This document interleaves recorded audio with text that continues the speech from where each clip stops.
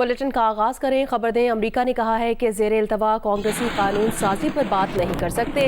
नायब तर्जुमान अमरीकी महकमा खारजा ने ऐवान नुमाइंदगान में पाकिस्तान से मुतालिक करारदाद पर रद्द अमल में कहा, अमरीकी जमहूरी निज़ाम में कांग्रेस हुकूमत की एक अलहदा शाख है। पाकिस्तानी हुकाम से ये मामला उठाते रहे हैं। अमरीकी आला हुकाम ने मुसलसल निजी और अवामी तौर पर पाकिस्तान पर जोर दिया है कि आइन के मुताबिक अवाम के हुकूक का एहतराम किया जाए, इंसानी हुकूक और बुनियादी आज़ादियों का एहतराम किया जाए। वेदांत पटेल ने कहा कि इसमें इजहार राय की आज़ादी, पुरअमन इज्तिमा और मजहबी आज़ादी भी शामिल है।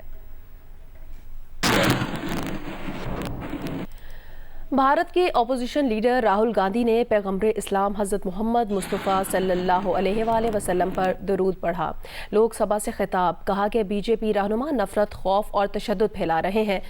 हुजूर मोहम्मद सल्लल्लाहु अलैहि वसल्लम पर दरूद भेजते हुए कहा, तमाम अजीम हस्तियों ने अदम तशद्दुद की बात की, खौफ को ख़त्म करने की बात की और कहा कि मत डरो। राहुल गांधी ने कहा कि बीजेपी के लीडर हिंदू होने का दावा तो करते हैं मगर साथ ही नफरत फैलाते हैं। राहुल गांधी का बयान पर बीजेपी सीख पा हो गई। वज़ीर आज़म मोदी ने कहा कि अपोजिशन लीडर ने पूरे हिंदू मुआशरे पर तशद्दुद का इल्ज़ाम लगाया है, बयान पर माफ़ी मांगने का मुतालबा कर दिया। जवाब में राहुल गांधी ने कहा कि नरेंद्र मोदी और RSS पूरा हिंदू समाज नहीं है। बीजेपी हर वक्त खौफ फैला रही है और तशद्दुद और नफरत को फ़रोग़ दे रही है। इस्लामाबाद और आज़ाद कश्मीर में रात बारिश हुई, मौसम खुशगवार हो गया। महकमा मौसमियात ने रवां हफ्ते के दौरान मुल्क के बालाई और वस्ती इलाकों में मानसून बारिशों की पेश गोई कर दी है। महकमा मौसमियात के मुताबिक कल से बहरा अरब और खलीज बंगाल से मानसून हवाएं शिद्दत के साथ मुल्क के बालाई इलाकों में दाखिल होंगी, जिसके बायस आज से 7 जुलाई के दौरान कश्मीर में तेज़ बारिश हो सकती है। इसके अलावा इस्लामाबाद, पंजाब, खैबर पख्तूनख्वा, बलूचिस्तान में बारिशें होंगी। 4 से 7 जुलाई के दौरान सिंध के बेशतर अजला में मौसम गर्म और इंतहाई मरतूब रहेगा। इस दौरान मिट्टी, उमरकोट, मीरपुर खास, सखर और लाड़काना में वक्फे से बारिश का इम्कान है।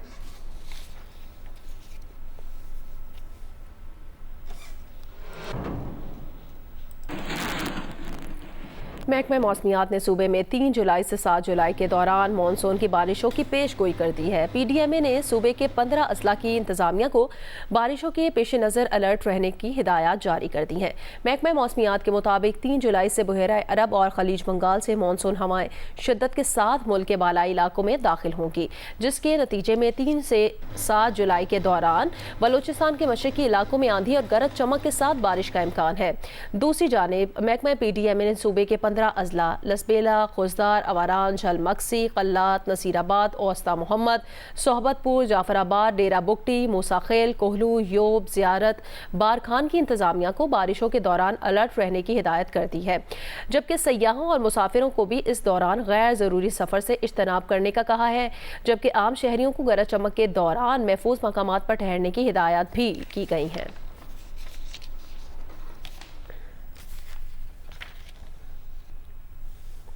खैबर पख्तूनख्वा में सिक्योरिटी फोर्सेस की 2 अलग अलग कार्रवाइयों में 9 दहशतगर्द मारे गए। खैबर के इलाके तीरा में इंटेलिजेंस बेस्ड ऑपरेशन में दहशतगर्द कमांडर नजीब उर्फ अब्दुर्रहमान और अशफाक उर्फ मुआविया समेत 7 दहशतगर्द हलाक हो गए हैं। सिक्योरिटी फोर्सेस ने लकी मरवत में दूसरे ऑपरेशन में 2 दहशतगर्दों को हलाक किया।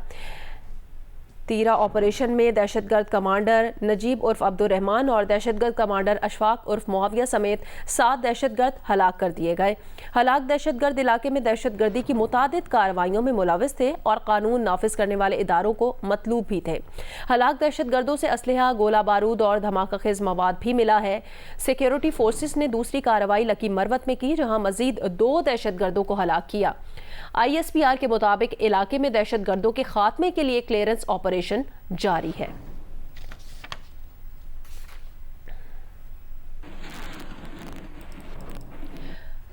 हुकूमत ने चीन की कैपिटल मार्केट में $30 करोड़ के पांडा बॉन्ड जारी करने का फैसला किया है। अगर बॉन्ड के इजरा में शरह सूद हुकूमत की तवक्कुआत के मुताबिक रही तो दूसरे मरहले में मजीद $70 करोड़ के बॉन्ड्स जारी किए जा सकते हैं। चीन की क्रेडिट रेटिंग एजेंसी से रवां माह के आखिर तक इजहार दिलचस्पी की दरखास्तें तलब कर ली गई हैं। जियो न्यूज़ को मिलने वाली मालूमात के मुताबिक मुतालिका रेटिंग एजेंसीज को तकनीकी और माली तजावीज़ फराहम करने की हिदायत की गई है। पांडा बॉन्ड के लिए पीपल्स रिपब्लिक ऑफ चाइना की कानूनी फर्म की खदमात भी ली जाएंगी। ट्रांजैक्शन के लिए मकामी लीगल काउंसिल से भी 15 जुलाई 2024 तक दरखास्तें मांग ली गई हैं। मुतालिका रेटिंग और लॉ फर्म्स का इंतखाब बोली के अमल के जरिए किया जाएगा।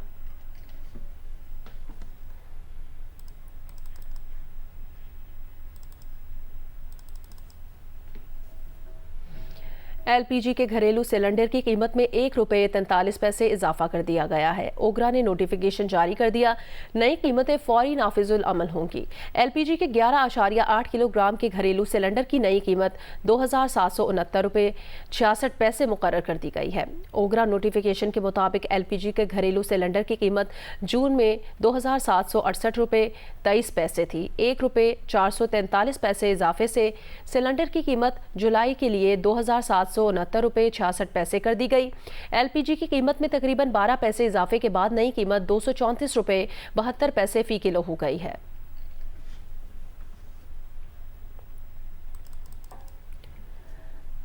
नून लीग के सीनियर रहनुमा और वफाकी वजीर ख्वाजा आसिफ ने भी बजट पर एतराज दाग दिया है। कैपिटल टॉक में कहा, बजट में टैक्स IMF के दबाव पर लगाया गया। IMF पाकिस्तान की खुद मुख्तारी के लिए खतरा है।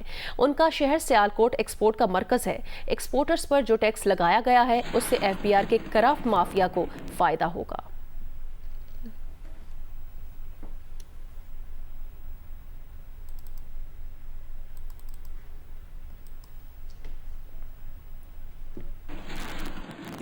इतना गवर्नमेंट के ऊपर प्रेशर था IMF का, और मैंने एक सजेशन भी दी कि इनको ये जो आप सजेशन दे रहे हैं कि बैंक के बाद कटौती के बाद भी ये किताबें लेके ITO के पास जो जाएंगे तो गारंटी तो दे दें, कुछ ज़मानत दे दें कि ITO जो है इनके कपड़े नहीं उतारेगा।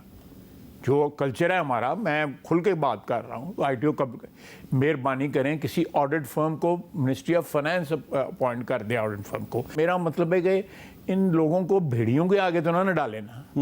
तो ये मेरा ये कहने का मतलब है, ये फोर्स किया जा रहा है इसकी वजह से कि लोग जो है वो ऐसे रास्ते ढूंढें जहां पाकिस्तान जो है वो रेवेन्यू से तो महरूम होगा। तो अभी आप एक लंबी मीटिंग थी प्राइम मिनिस्टर हाउस में, वहाँ से आप आ रहे हैं हमारे पास, आपने वहाँ पे उनको नहीं बताया कि ये गलत हो गया?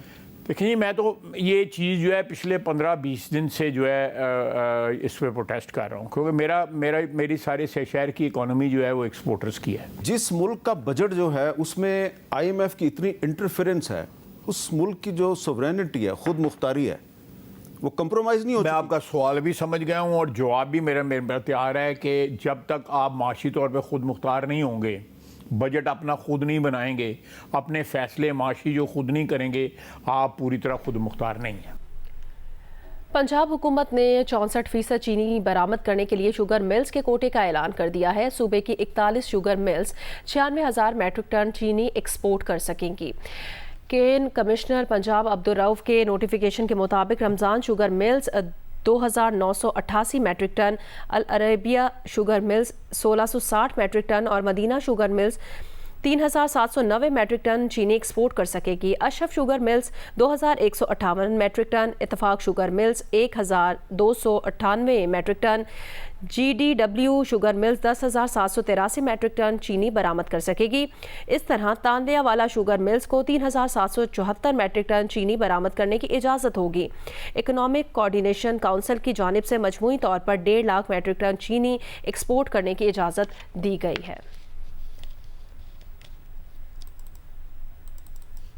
वज़ीर आज़म मियां मोहम्मद शहबाज शरीफ ताजिक सदर इमाम अली रहमान की दावत पर आज से ताजिकिस्तान का 2 रोज़ा दौरा करेंगे।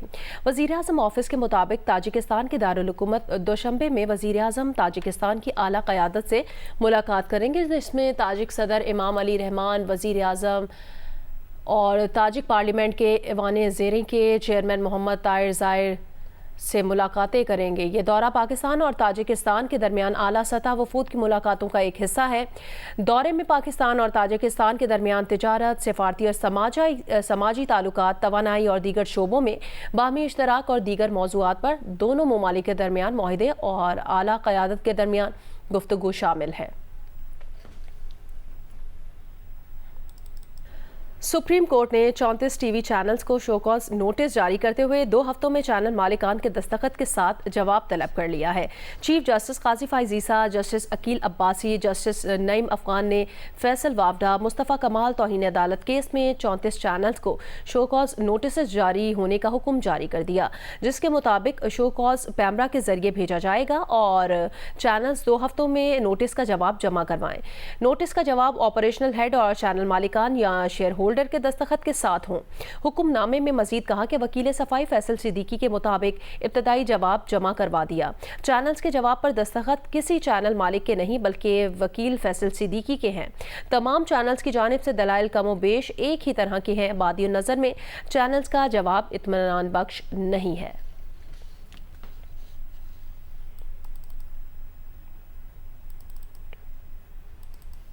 हैदराबाद में बिजली की एलानिया और गैर एलानिया लोड शेडिंग के बायस शहरियों के साथ वासा की फराहमी आप का निज़ाम भी मुतासिर है। तफसील बताएंगे अली नईम। जी बिल्कुल, हैदराबाद में 12 से 14 घंटों की लोड शेडिंग से जहां पर शहरी परेशान है, वहीं पर वासा के फराहमी आप का निज़ाम भी शदीद मुतासिर हुआ है। इस हवाले से वासा तर्जुमान की जानिब से जारी करता प्रेस रिलीज में यही बताया गया है कि हैदराबाद के जो अहम फिल्टर प्लांट्स हैं वहाँ पर तकरीबन 6-6 घंटे की बिजली का शटडाउन किया जा रहा है, जिसकी वजह से फराहमी आपका निज़ाम मुतासिर हो रहा है। वासा तर्जुमान का ये भी कहना है कि इन फिल्टर प्लांट्स पर अगर चंद घंटे भी बिजली का तात्तुल आता है तो वाटर सप्लाई को मामूल पर लाने के लिए तकरीबन 2 दिन दरकार होते हैं।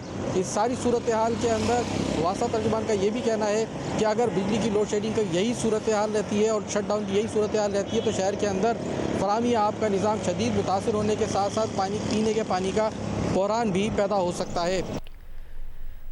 मुल्तान और शुजाबाद को मिलाने वाली शुजाबाद फ्लाईओवर पर काम सुस्त रवि का शिकार है, जबकि हुकूमत पंजाब के इदारे प्लानिंग एंड डेवलपमेंट बोर्ड ने प्रोजेक्ट में इस्तेमाल होने वाले तामीराती सामान की क्वालिटी पर सवालिया निशान उठाया है। इस बारे में मजीद बताएंगे जियो न्यूज़ के नुमाइंदे जौदत नदीम।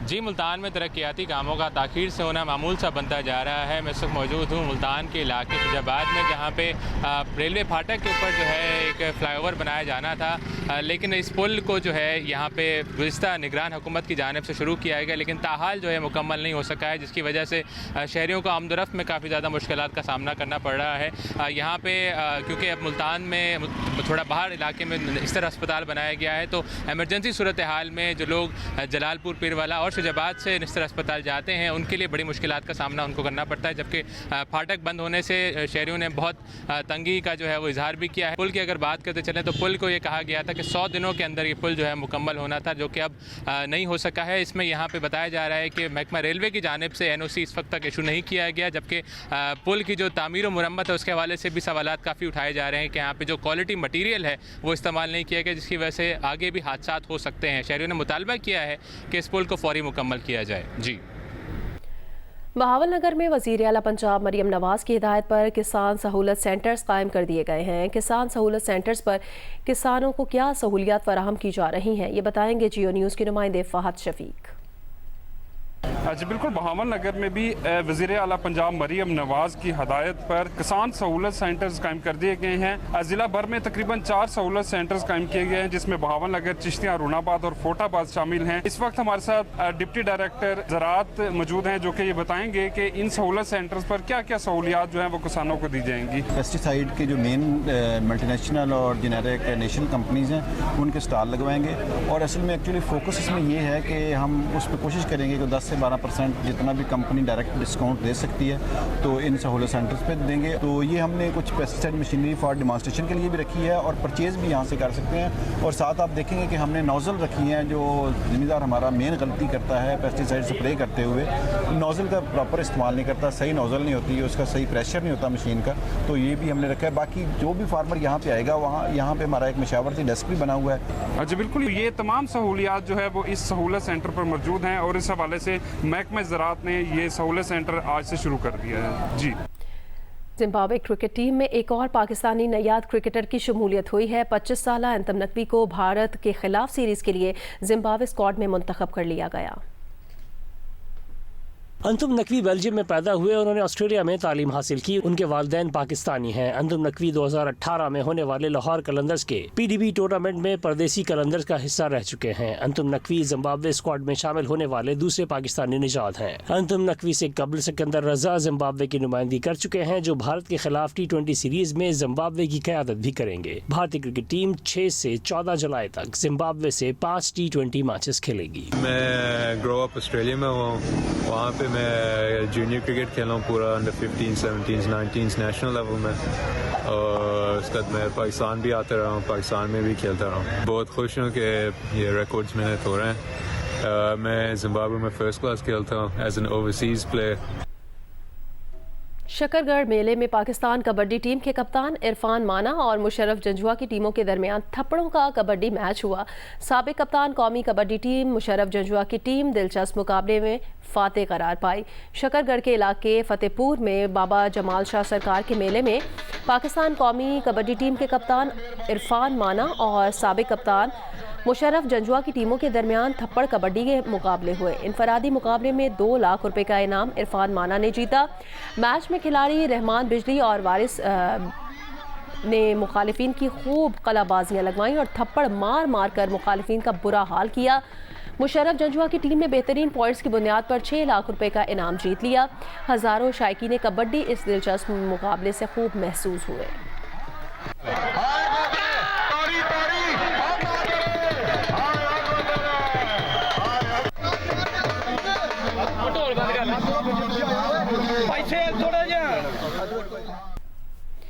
घोटकी में रेनी केनाल से पानी चोरी किए जाने के बायस नहर के पुश्ते कमजोर हो गए हैं। तफसील बताएंगे जियो न्यूज़ के नुमाइंदे मलिक मोहम्मद असलम।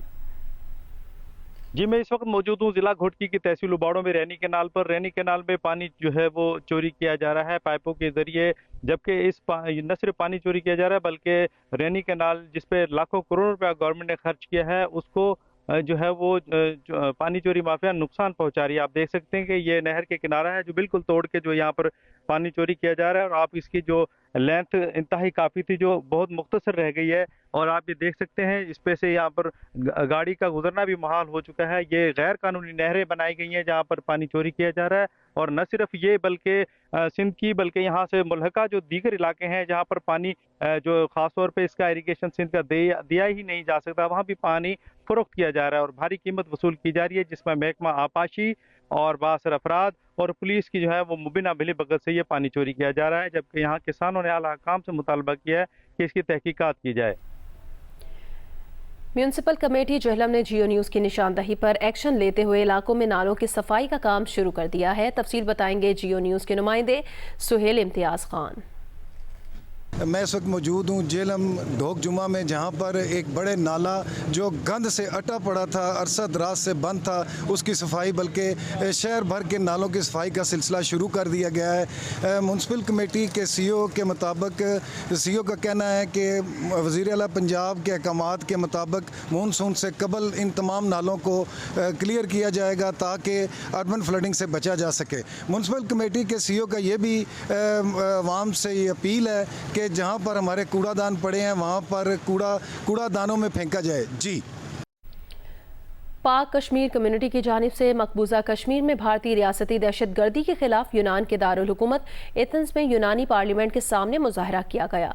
अल्ताफ वानी ने कहा कि आलमी बरादरी भारतीय अफवाज की मकबूजा कश्मीर में रियासती दहशतगर्दी खत्म कराने में किरदार अदा करे। मुजाहिरीन की जानिब से भारत के खिलाफ नारे जिद्दोजहद जारी रखने का अज़्म किया है।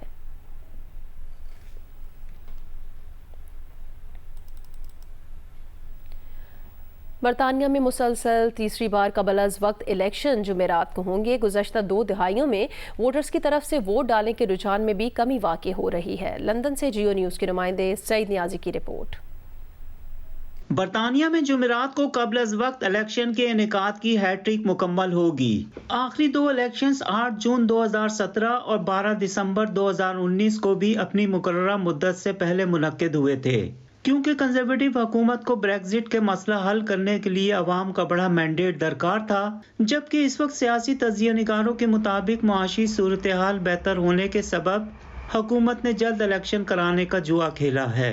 मुल्क में वोट डालने के रुझान में गुज़िश्ता 2 दहाइयों के दौरान मुसलसल कमी वाक़ई हुई है। 2019 के इलेक्शन में रजिस्टर्ड वोटर में से सिर्फ 67.3% ने हक रायदही इस्तेमाल किया। ये शरह 2017 के इलेक्शन से भी 1.5% कम थी। जंग अजीम के बाद 1950 में वोटिंग की शरह 83.3% थी, जो कि अब तक की सबसे बुलंद शरह है। आदाद शुमार के मुताबिक 2019 के इलेक्शन में सबसे ज्यादा 74% टर्नआउट 65 बरस या इससे जायद उम्र के अफराद का रहा, जबकि सबसे कम यानी 47% 18 से 24 बरस के अफराद का था। जुमेरात को इंतखाबात के मौके पर लंदन में मौसम खुशगवार और धूप निकलने के सबब तवक्को है कि वोट डालने की शरह बेहतर होगी। कैमरामैन नसीर अहमद के साथ सईद नियाजी, जियो न्यूज़, लंदन। स्वात की हसीन वादी मालम जब्बा में जिप लाइन और चेयर लिफ्ट के बाद अब सयाहों की दिलचस्पी के लिए स्विंग शॉट भी शुरू किया गया है। तफसील बताएंगे जियो न्यूज़ के नुमाइंदे महबूब अली।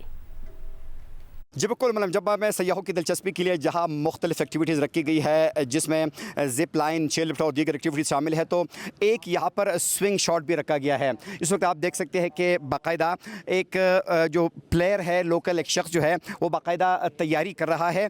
थोड़ी देर में वो यहाँ से बाकायदा ऊपर जाएगा, तकरीबन 55 फीट जो है ये बंदा ऊपर जाएगा और उसके बाद उनका ये स्विंग जो है ये शुरू होगा। और बिल्कुल आपने स्विंग का मुजाहिरा देखा और हमारे इस भाई ने बाकायदा स्विंग से भरपूर मज़ा भी लिया है।